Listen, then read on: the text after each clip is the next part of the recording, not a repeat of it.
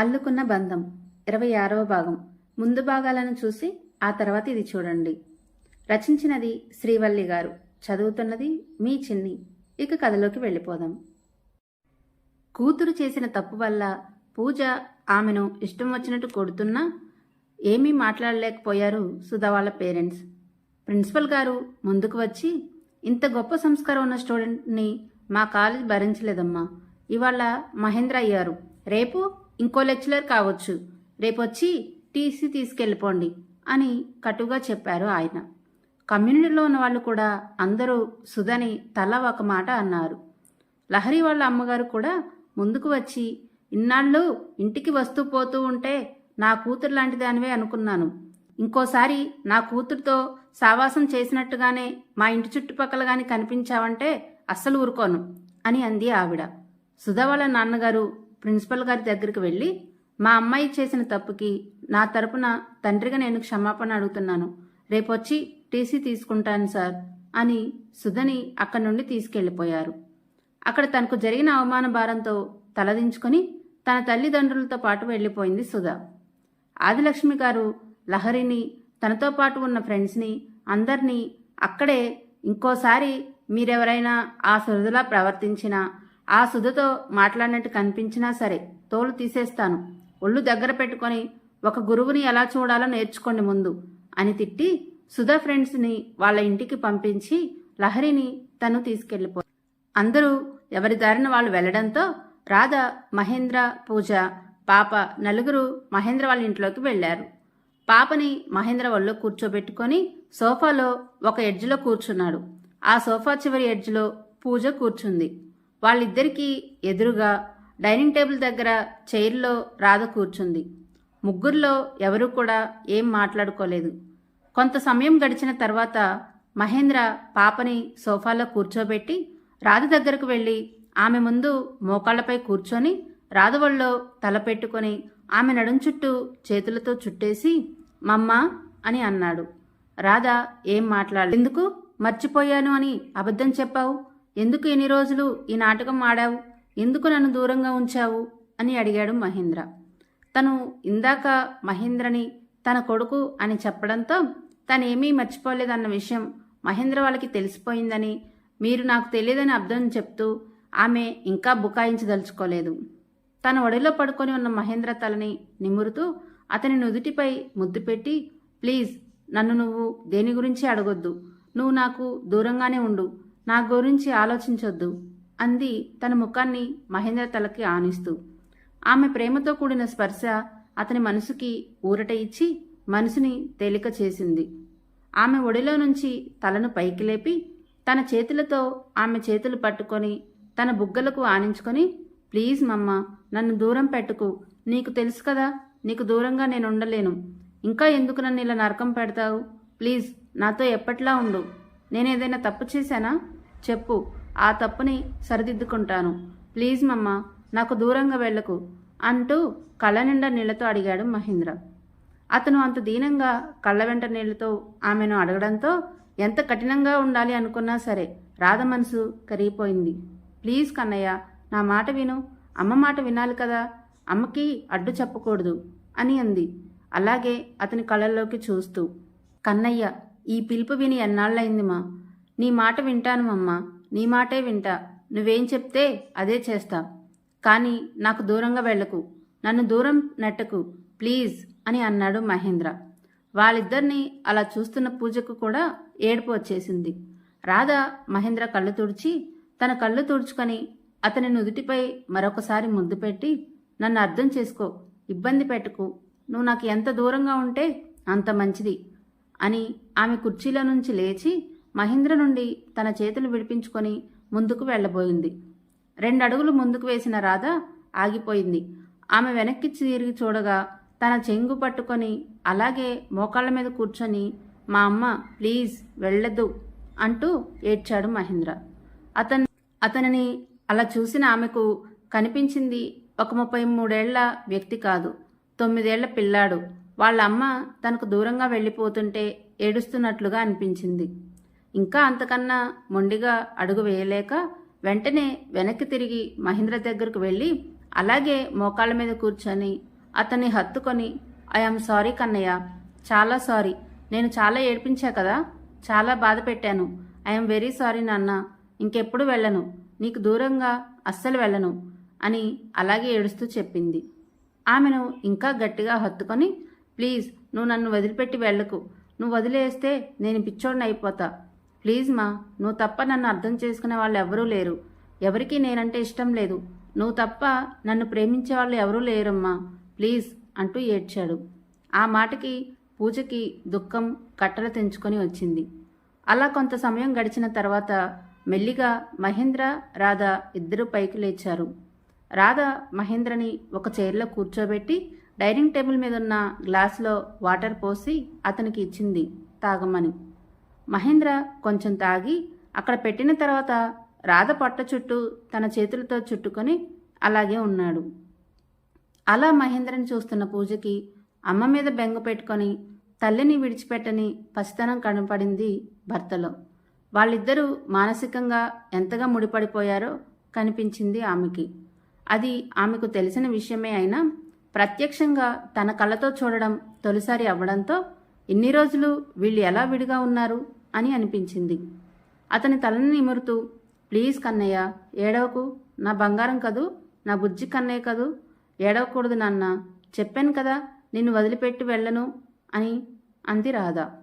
లేదు, నువ్వు వెళ్ళిపోతావు, నాకు చాలాసార్లు చెప్పావు ఇలాగే, అయినా మళ్ళీ వెళ్ళిపోయావు, నన్ను వదిలేశావు అని అన్నాడు మహేంద్ర చిన్నపిల్లాడిలాగా వెక్కిళ్ళు పెడుతూ. అలా మహేంద్ర చిన్నపిల్లాడిలా ఏడుస్తుంటే అంత బాధలోనూ నవ్వొచ్చింది రాధకి. సరే ఒక పని చెయ్యి, నా చీరని నీ చేతికి కట్టేసుకో, అప్పుడు నేను ఎక్కడికి వెళ్ళను, నీ దగ్గరే ఉంటా, సరేనా అని అంది రాధ. తల ఎత్తి రాధని చూసి అలాగే కట్టేస్తా అని కన్నీళ్లతో నవ్వాడు మహేంద్ర. సరే అలాగే నిజంగా కట్టేసుకో అని రాధ అతని నుండి కొంచెం దూరం జరిగింది.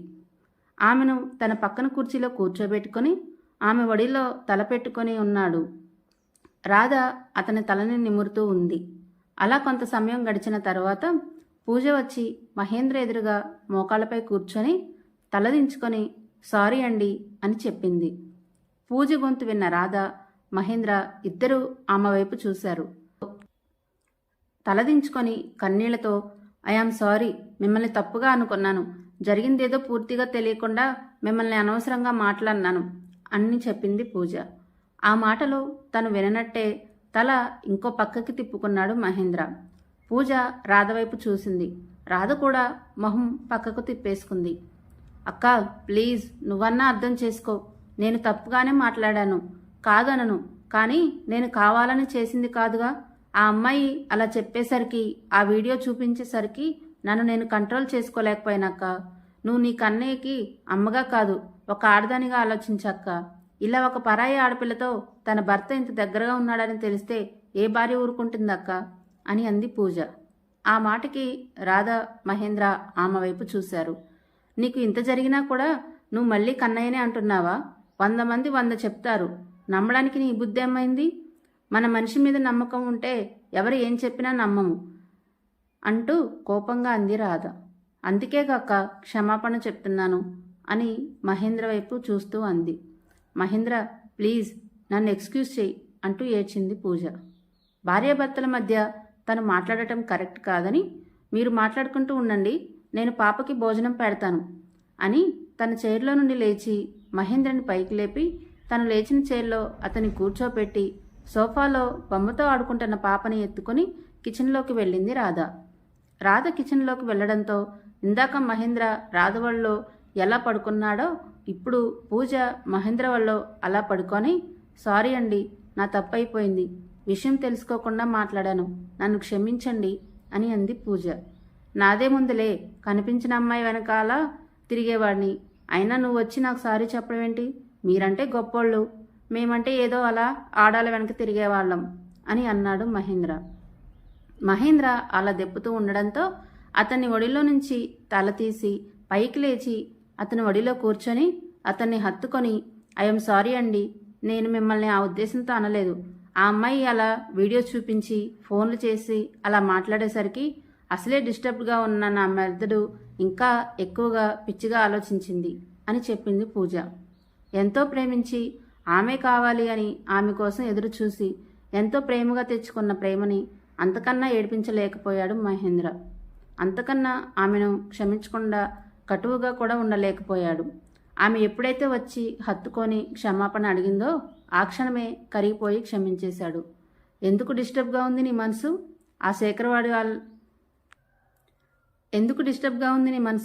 ఆ శేఖర్ గాడి వల్లనేనా అని అడిగాడు.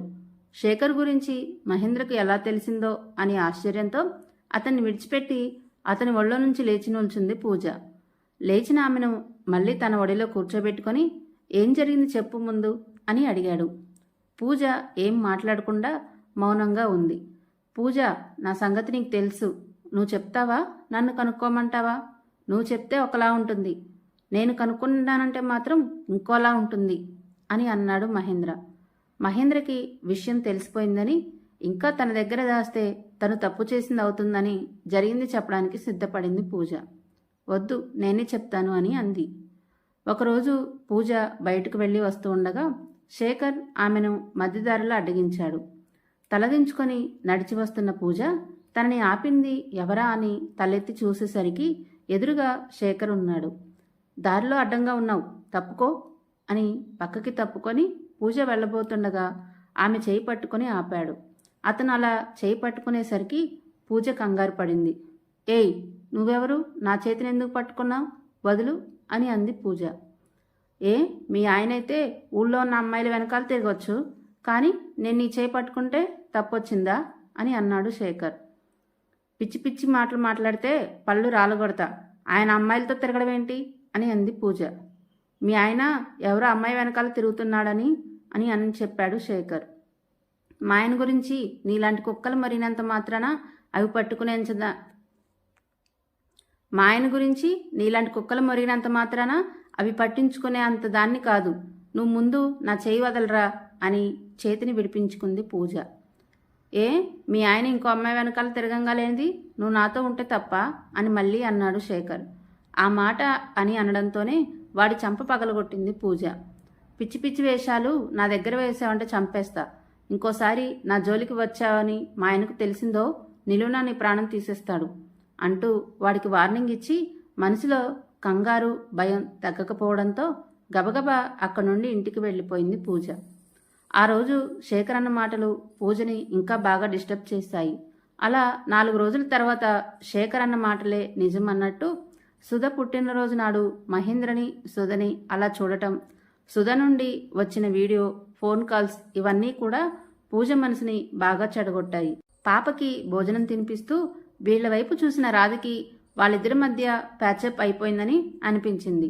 వాళ్ళని చూసి నవ్వుకుంటూ పాపకి భోజనం పెట్టడం పూర్తి చేసిన రాధ పాప మూతి కడిగి భుజాన వేసుకొని అటు ఇటు తిప్పి నిద్రపుచ్చింది. పాప నిద్రపోవడంతో తీసుకెళ్లి గదిలో పడుకోబెట్టింది. పూజ శేఖర్ గురించి చెప్పడంతోనే మహేంద్ర ఎంతో సీరియస్గా రియాక్ట్ అవుతాడనుకున్న పూజకి మహేంద్ర ప్రశాంతంగా కూల్గా ఉండడం చాలా ఆశ్చర్యానికి గురైంది. మెల్లిగా అతని ఒడిలో నుంచి లేచి ఏం చేశావు నువ్వు అని అడిగింది. ఆమె వైపు చూసి నేనేం చేశాను?